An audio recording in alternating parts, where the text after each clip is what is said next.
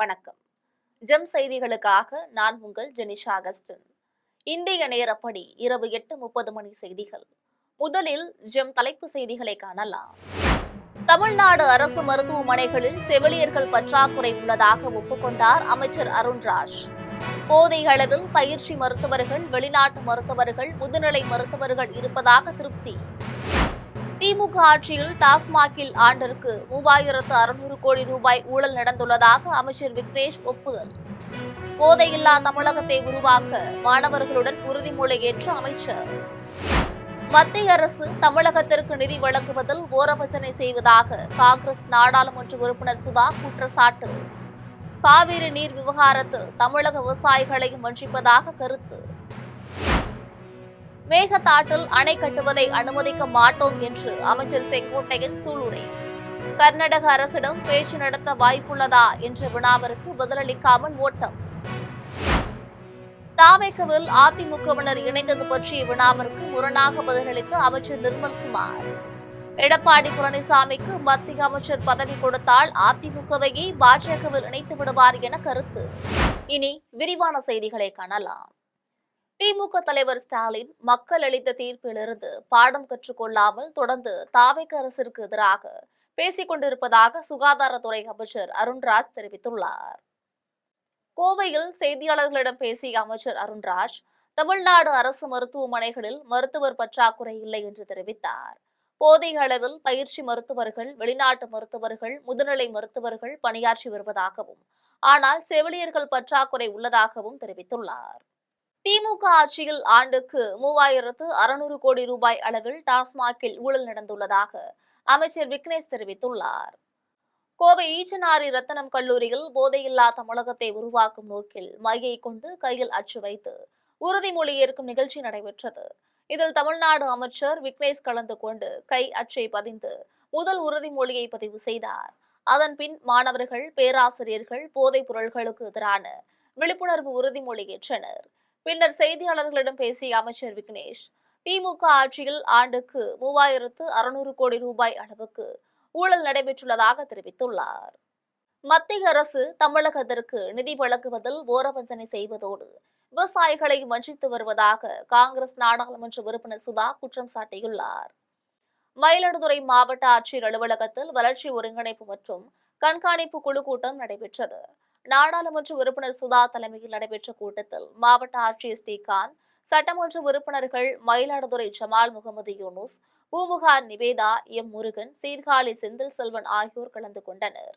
இந்த ஆய்வுக் கூட்டத்தில் வேளாண்மை துறை, நகராட்சி, தமிழ்நாடு குடிசை மாற்று வாரியம், சமூக பாதுகாப்பு திட்டம், மாவட்ட இ-சேவை மையம், நில அளவை சுகாதார நலப்பணிகள், பள்ளி கல்வித்துறை, மாவட்ட ஊரக வளர்ச்சி முகமை, தமிழ்நாடு குடிநீர் வடிகால் வாரியம் உள்ளிட்ட அனைத்து துறைகளிலும் மத்திய மாநில அரசு நிதிகளில் செயல்படுத்தப்பட்டுள்ள திட்டங்கள் பொதுமக்களுக்கு முழுமையாக சென்றடைகிறதா என்று ஆய்வு செய்யப்பட்டது.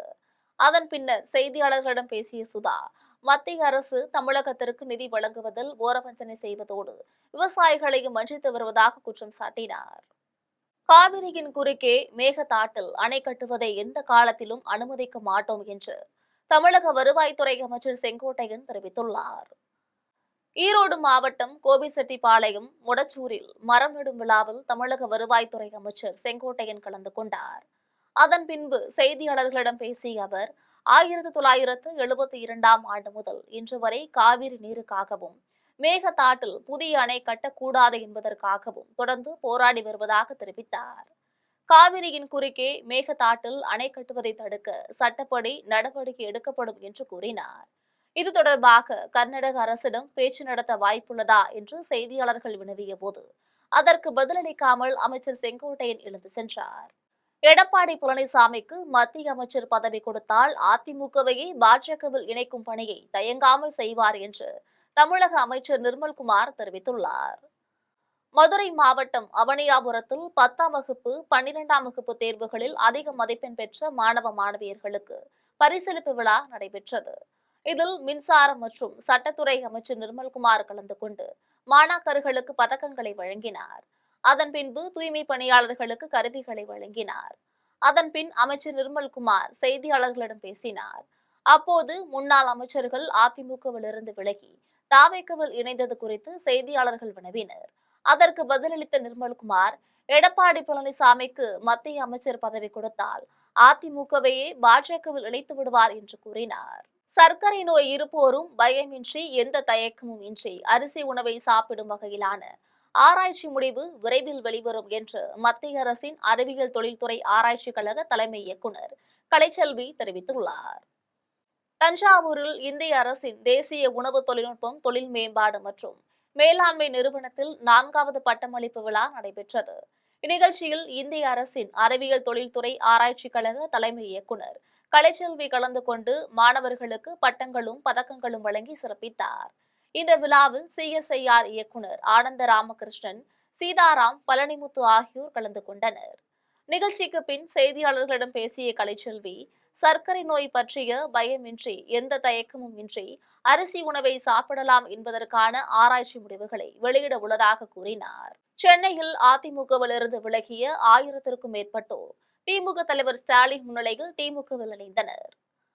செங்கல்பட்டு ஒன்றிய செயலாளர் கஜேந்திரன் தலைமையில் 1000க்கும் மேற்பட்டோர் அதிமுகவிலிருந்து விலகினர். அவர்கள் சென்னை தேனாம்பேட்டையில் உள்ள திமுக தலைமையகத்தில் திமுக தலைவர் மு.க.ஸ்டாலின் முன்னிலையில் திமுகவில் இணைந்தனர். இந்த நிகழ்ச்சியில் திமுக பொருளாளர் TR பாலு, முதன்மை செயலாளர் KA நேரு, அமைப்பு செயலாளர் RS பாரதி, செய்தி தொடர்பு தலைவர் TKS இளங்கோவன், இளைஞரணி செயலாளர் உதயநிதி, காஞ்சிபுரம் வடக்கு மாவட்ட செயலாளர் தாமு அன்பரசன் உள்ளிட்டோர் பங்கேற்றனர்.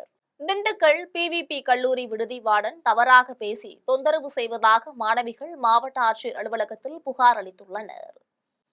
திண்டுக்கல் வத்தலகுண்டு சாலையில் பண்ணைக்காடு வீரம்மாள் பரமசிவம் கல்லூரி செயல்பட்டு வருகிறது. இங்கு 500க்கும் மேற்பட்ட மாணவ மாணவிகள் பயின்று வருகின்றனர். இந்நிலையில் அந்த கல்லூரியில் பயிலும் 30க்கும் மேற்பட்ட மாணவிகள் மாவட்ட ஆட்சியர் அலுவலகத்தில் புகார் மனு ஒன்றை அளித்தனர்.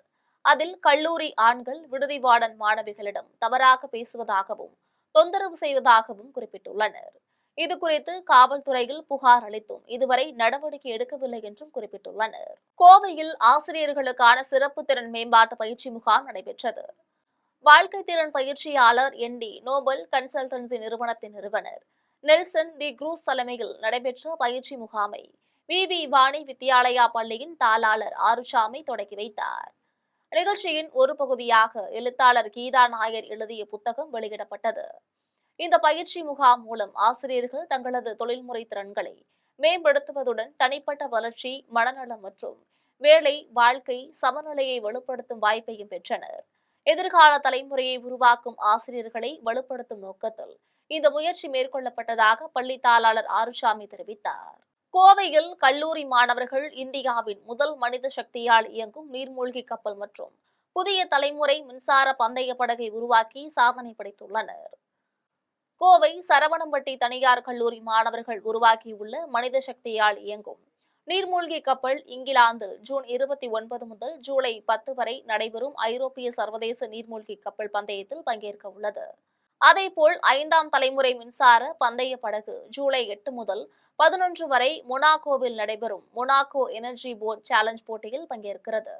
மேம்பட்ட உந்துவிசை தொழில்நுட்பம், பேட்டரி வெப்ப கட்டுப்பாட்டு அமைப்பு மற்றும் நவீன ஏரோடைனமிக் வடிவமைப்புகளுடன் இந்த படகு உருவாக்கப்பட்டுள்ளது. சென்னையில் வெயிலின் தாக்கம் அதிகமுள்ள நிலையில் பொதுமக்களுக்கு விழிப்புணர்வு ஏற்படுத்தும் வகையில் தீயணைப்பு மீட்பு பணி குழுவினர் துண்டு பிரசுரங்களை வழங்கியுள்ளனர். சென்னை எண்ணூர் தீயணைப்பு நிலைய அலுவலர் முரளி தலைமையில் தீயணைப்பு துறையினர் பொதுமக்களுக்கு விழிப்புணர்வு ஏற்படுத்தினர். வெயில் காலங்களில் வீடுகளில் பயன்படுத்தும் சமையல் எரிவாயு சிலிண்டர், எளிதில் தீப்பற்றும் பொருட்கள் ஆகியவற்றை பாதுகாப்பாக வைப்பது, அவசர காலங்களில் தப்பி செல்லும் வழிமுறைகள் ஆகியன குறித்து பொதுமக்களுக்கு துண்டு பிரசுரங்களை வழங்கியும் ஒலிபெருக்கி மூலமும் விழிப்புணர்வுகளை ஏற்படுத்தினர். 2 நாள் நடைபெறும் விழிப்புணர்வு நிகழ்ச்சியில் எண்ணூர் தீயணைப்பு வீரர்கள் பங்கேற்று சாலையில் சென்ற மக்களுக்கு நீர்மோர் வழங்கினர். செங்கம் நகராட்சியில் மின்சாரம் தாக்கிய ஒப்பந்த தொழிலாளருக்கு திருவண்ணாமலை அரசு மருத்துவமனையில் சிகிச்சை அளிக்கப்பட்டு வருகிறது. திருவண்ணாமலை மாவட்டம் செங்கம் நகராட்சி துப்புரவு பணியாளர் பாக்கியராஜ் வாகனத்திலிருந்து குப்பைகளை கொட்டும் பொழுது அருகே இருந்த மின்கம்பி மீது வாகனம் உரசியதால் அவர் மீது மின்சாரம் பாய்ந்து தூக்கி வீசப்பட்டார். அருகில் இருந்தவர்கள் அவரை மீட்டு முதலுதவி அளித்து செங்கம் அரசு மருத்துவமனையில் சிகிச்சைக்காக அனுமதித்தனர். அதன் பின்பு மேல் சிகிச்சைக்காக திருவண்ணாமலை அரசு மருத்துவமனைக்கு சிகிச்சைக்காக அனுப்பி வைத்தனர். அங்கு அவருக்கு தீவிர சிகிச்சை அளிக்கப்பட்டு வருகிறது. ஒப்பந்த அடிப்படையில் பணியாற்றும் துப்புரவு தொழிலாளர்களுக்கு எந்த பாதுகாப்பு கருவிகளும் வழங்காமல் மெத்தனமாக செயல்படும் செங்கம் நகராட்சி நிர்வாகம் மீது உரிய நடவடிக்கை எடுக்க வேண்டும் என்று சமூக ஆர்வலர்கள் கோரிக்கை விடுத்துள்ளனர். குடியாத்தம் மாற்றுத்திறனாளி மாணவன் வெயிலில் பூத கண்ணாடி மூலமாக தலைவர்களின் படத்தை வரைந்து சாதனை படைத்துள்ளான். வேலூர் மாவட்டம் குடியாத்தம் கைத்தறி நெசவு தொழிலாளி கண்ணையன் என்பவரின் மகன் கௌதம். இவர் முதுகுத்தண்டு பாதிக்கப்பட்டு அறுவை சிகிச்சை செய்து கொண்டு வீல் சேர் மூலமாக சென்னையில் உள்ள தனியார் கல்லூரியில் பயின்று வருகிறார். சிறு வயதிலிருந்தே ஓவியத்தின் மீது அதிக ஆர்வம் கொண்ட இவர் பூத கண்ணாடி வைத்து சுட்டரிக்கும் வெயிலில் கர்ம வீரர் காமராஜரின் உருவப்படம் வரைந்துள்ளார். இதேபோல அப்துல் கலாம் உருவப்படத்தையும் வரைந்துள்ளார். அதேபோல் அண்ணல் அம்பேத்கர் படத்தையும் வரைந்து சாதனை படைத்துள்ளார். நடிகர் அஜித்தின் உருவப்படத்தையும் வரைந்துள்ளார். கலைக்கு ஊனம் எதுவும் தடையில்லை என்பதற்கு வாழும் எடுத்துக்காட்டாக கௌதம் விளங்கி வருகிறார். திருவாரூர் மாவட்டத்தில் மின்வெட்டால் பருத்தி செடிகள் பாசனம் இன்றி கருகும் அபாயம் உள்ளதாக விவசாயிகள் தெரிவித்துள்ளனர். திருவாரூர் மாவட்டத்தில் விவசாயிகள் 1,00,000 ஏக்கர் பரப்பளவில் பருத்தி பயிரிட்டுள்ளனர். ஏக்கருக்கு 30,000 ரூபாய் செலவிட்டு பருத்தி பயிரிட்டுள்ள நிலையில் கோடை வெயில் வாட்டி வதைத்து வருகிறது. இந்த சூழலிலும் பருத்தி செடிகளை காத்திட விவசாயிகள் கொடுமையாக போராடினர். மின்வெட்டாலும் குறைந்த மின் அழுத்தத்தாலும் தண்ணீர் பாய்க்க முடியாமல் விவசாயிகள் தவித்து வருகின்றனர். கோட்டூர் ஒன்றியத்திற்கு உட்பட்ட குருவாடி உள்ளிட்ட 10க்கும் மேற்பட்ட ஊர்களில் 10,000 ஏக்கருக்கு மேல் பருத்தி செடிகள் காய்ந்து போகும் நிலை உள்ளது. தாராபுரம் ஒன்றியம் சின்ன காம்பாளையத்தில் கட்டப்பட்டுள்ள குடிநீர் தொட்டியையும் கழிவறையையும் பயன்பாட்டிற்கு திறக்க வேண்டும் என்று பொதுமக்கள் கோரிக்கை விடுத்துள்ளனர். திருப்பூர் மாவட்டம் சின்ன காம்பாளையத்தில் மக்களின் குடிநீர் தேவையை நிறைவு செய்ய கடந்த ஆண்டு 11 லட்சம் ரூபாய் மதிப்பீட்டில் மேல்நிலை நீர்த்தேக்க தொட்டி கட்டி முடிக்கப்பட்டது. ஆனால் ஓராண்டு கடந்தும் இன்னும் பொதுமக்களுக்கு குழாய் இணைப்பு வழங்கவில்லை. இதனால் அப்பகுதி மக்கள் விவசாய தோட்டங்களுக்கு சென்று கிணற்றில் தண்ணீர் எடுத்து சுமந்து வருகின்றனர். அறந்தாங்கி அருகே மூதாட்டி சாவில் மர்மம் இருப்பதாக எழுந்த புகாரை அடுத்து இடுகாட்டிலிருந்து கூராய்வுகளுக்காக மருத்துவமனைக்கு எடுத்து சென்றதால் பரபரப்பு ஏற்பட்டது. புதுக்கோட்டை மாவட்டம் அறந்தாங்கி அருகே வல்லம்பக்காடு என்னும் ஊரை சேர்ந்த ரெங்கநாதன் என்பவரின் மனைவி லட்சுமி மருத்துவமனையில் சிகிச்சை பெற்று வீடு திரும்பினார். மன உளைச்சலால் அவர் தன்னுயிரை மாய்த்து கொண்டதாக கூறப்படுகிறது. இந்நிலையில் உறவினர்கள் அவரது உடலை அடக்கம் செய்ய ஏற்பாடு செய்துள்ளனர். இந்நிலையில் அதே ஊரை சேர்ந்த ஒருவர் இதுகுறித்து காவல்துறையிடம் செல்பேசியில் புகார் தெரிவித்துள்ளார். இதையடுத்து கிராம நிர்வாக அலுவலரும் காவல்துறையினரும் சுடுகாட்டில் மூதாட்டி உடலை கூராய்வுகளுக்காக மருத்துவமனைக்கு எடுத்து சென்றனர். இதுகுறித்து நாகுடி காவல்துறையினர் விசாரித்து வருகின்றனர். காரைக்காலில் மது போதையில் காரை ஓட்டியவரால் ஏற்பட்ட விபத்தில் சாலையில் சென்ற ஒருவர் உயிரிழந்தார். 4 பேர் காயமடைந்துள்ளனர். புதுச்சேரி மாநிலம் காரைக்கால் காமராஜர் சாலையில் குடிபோதையில் காரை ஓட்டி சென்றவர் இருசக்கர வாகனங்கள் மீதும் நடந்து சென்றவர்கள் மீதும் மோதியவாறு சுமார் 5 கிலோமீட்டர் தொலைவுக்கு சென்றுள்ளார். அப்பொழுது சாலையில் சென்ற பொதுமக்கள் அந்த காரை துரத்தி சென்று அதில் குடிபோதையில் இருந்த இருவரை பிடித்து காவல்துறையினரிடம் ஒப்படைத்தனர். விசாரணையில் அவர்கள் செங்கல்பட்டு மாவட்டத்தை சேர்ந்த மேகராஜன், வேலூர் மாவட்டத்தை சேர்ந்த செல்வா ஆகியோர் என்று தெரியவந்தது. இந்த விபத்தில் இருசக்கர வாகனத்தில் சென்றவர்கள், நடந்து சென்றவர்கள் என 4 பேர் பலத்த காயமடைந்து காரைக்கால் அரசு மருத்துவமனையில் சிகிச்சை பெற்று வருகின்றனர். சுரேஷ்குமார் என்பவர் சிகிச்சை பயனின்றி உயிரிழந்தார். கோவை சூலூர் சிறுமி பாலியல் வன்கொடுமை கொலை வழக்கில் கைது செய்யப்பட்ட இருவரின் காவல் முடிந்ததால் மீண்டும் நீதிமன்றத்தில் நிறுத்தப்பட்டனர். கோவை மாவட்டம் சூலூரில் 10 வயது சிறுமியை பாலியல் வன்கொடுமை செய்து கொன்ற வழக்கில் கைது செய்யப்பட்ட இருவரையும் காவல்துறையினர் 3 நாள் காவலில் எடுத்து விசாரித்தனர். 3 நாட்களுக்கு பின்பு அவர்கள் இருவரையும் இன்று நீதிமன்றத்தில் நிறுத்தினர். இதனிடையே வழக்கில் குற்றப்பத்திரிகை தாக்கல் செய்வதற்கான இறுதிக்கட்ட பணிகளிலும் காவல்துறையினர் தீவிரமாக ஈடுபட்டு வருகின்றனர். விசாரணையின் போது சேகரிக்கப்பட்ட ஆதாரங்கள், தடவியல் அறிக்கைகள், சாட்சியங்கள் உள்ளிட்டவை தொகுக்கப்பட்டு வருவதாக கூறப்படுகிறது. கைது செய்யப்பட்ட இருவரும் நீதிமன்றத்தில் நிறுத்தப்பட்டதை முன்னிட்டு கோவை நீதிமன்ற வளாகத்தில் பலத்த பாதுகாப்பு ஏற்பாடுகள் செய்யப்பட்டிருந்தன. கோவை வெள்ளலூரில் அகர மழலையர் பள்ளியில் பயிலும் சிறுவர் சிறுமிகள் கணித திறனில் அசாத்திய சாதனை படைத்து உலக சாதனை அங்கீகாரத்தை பெற்றுள்ளனர். கோவை வெள்ளலூர் மழலையர் பள்ளியில் பயிலும் 6 வயதிற்குட்பட்ட 10 குழந்தைகள் 12 நிமிடங்களில் 1200 பெருக்கல் கணக்குகளை மின்னல் வேகத்திலும் துல்லியத்துடனும் முடித்து அனைவரையும் வியப்பில் ஆழ்த்தினர். குழந்தைகளின் கணக்கிடும் வேகம் மற்றும் துல்லியத்தை சோழன் உலக சாதனை புத்தகத்தின் பிரதிநிதிகள் ஆய்வு செய்து உறுதி செய்தனர். சாதனை படைத்த மாணவர்களுக்கு சோழன் உலக சாதனை புத்தகத்தின் நிறுவனர் நிமில நீலகண்டன், மாவட்ட நிர்வாகிகள் பாலமுரளி, கிருஷ்ணன், திலகவதி ஆகியோர் பதக்கங்கள் மற்றும் சான்றிதழ்கள் வழங்கி பாராட்டுகளை தெரிவித்தனர். சேலத்தில் போதைப் பொருள்கள் மற்றும் போதை மருந்துகளை ஒழிக்க மாநகர காவல் ஆணையர் அனில்குமார் கிரி தீவிர நடவடிக்கை எடுத்து வருகிறார்.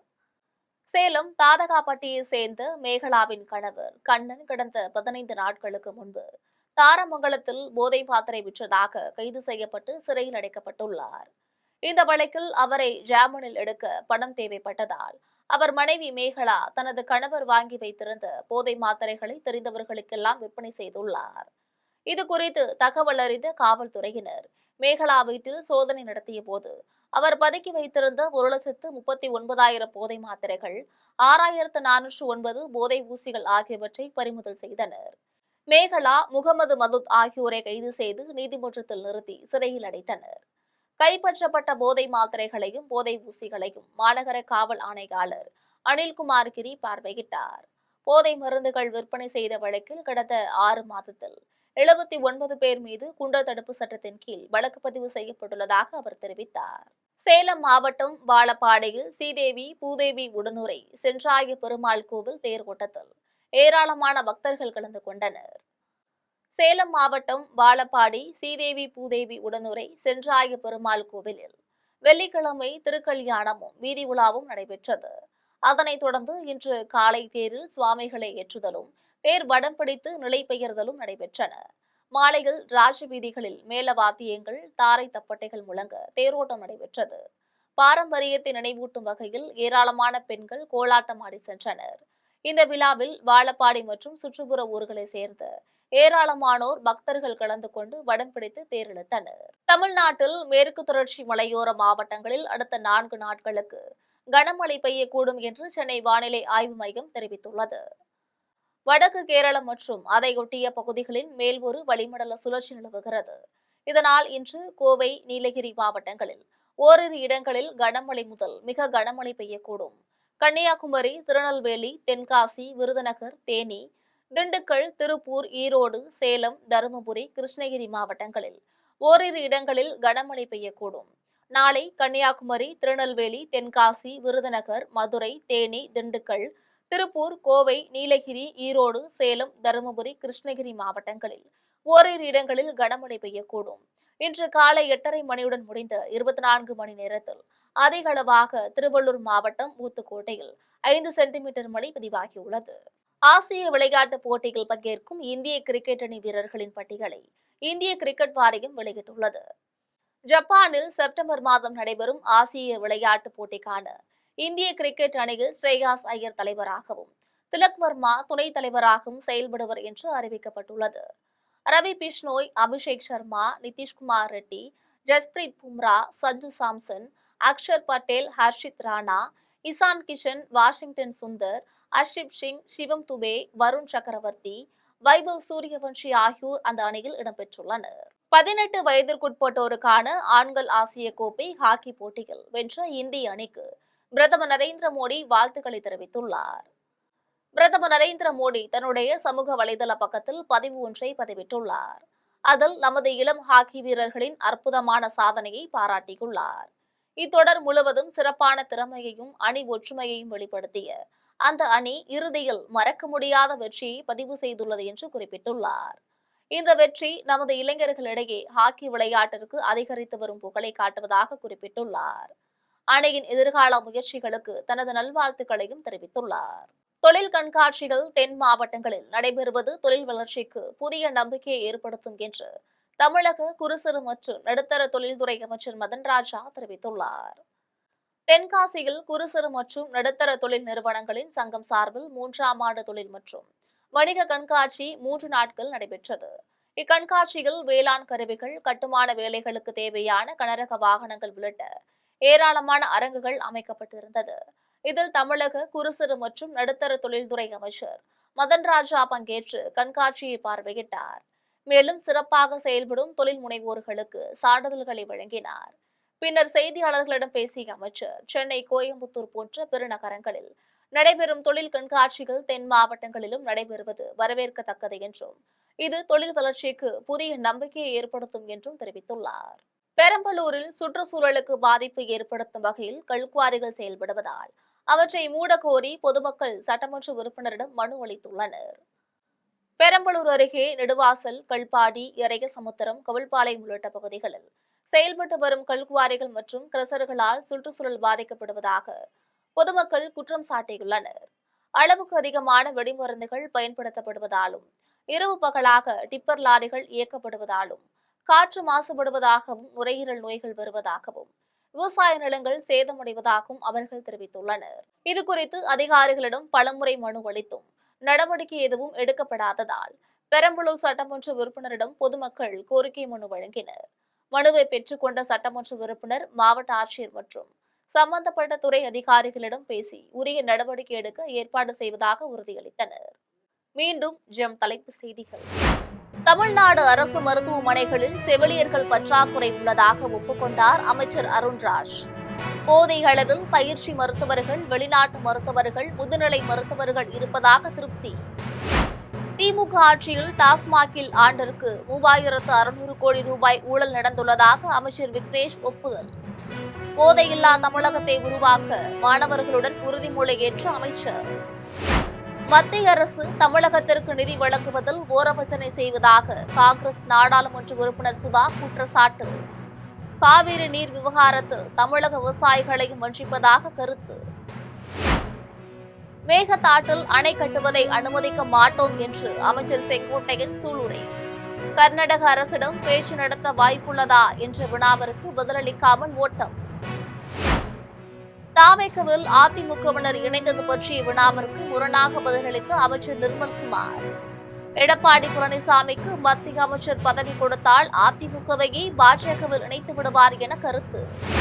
இத்துடன் ஜெம் செய்திகள் நிறைவடைகின்றன. மீண்டும் ஜெம் செய்திகள் இரவு 12 மணிக்கு. உடனுக்குடன் செய்திகளை காண GemLive.tv என்ற இணையதளத்தில் இணைந்திருங்கள். நன்றி, வணக்கம்.